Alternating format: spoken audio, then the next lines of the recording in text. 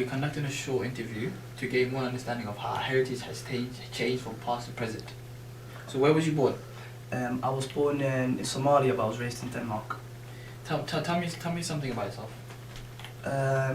Currently I'm 19 years old. I'm living at home with my mum, my 2 little brothers and my little sister. In the thing you said, you didn't mention your dad. Is that for any reason? Yeah, my dad left my family when I was quite young actually. So how was your upbringing like without a father in the household? It was tough, it was very tough. Obviously I know it must have been tough for my mum because obviously raising 4 kids by herself in a different country must have been hard for her. So how was her upbringing? What was her like? I would say it was similar to mine, but she was obviously going through the civil war at that time.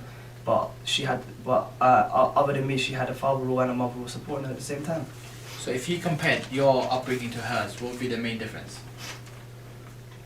I would say opportunities, because over here we've got a lot of opportunities over here, and over there my mum didn't have that many opportunities, obviously because of the funds and things that she couldn't do, like things that she wanted to achieve while she was quite young. Such as?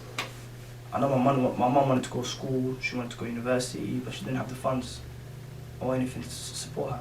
So would you say you're lucky to be brought up in this country? Yeah. Or would you prefer to be brought up in your own traditional? I'm definitely lucky. I believe that my mum and dad have been really important to me in terms of,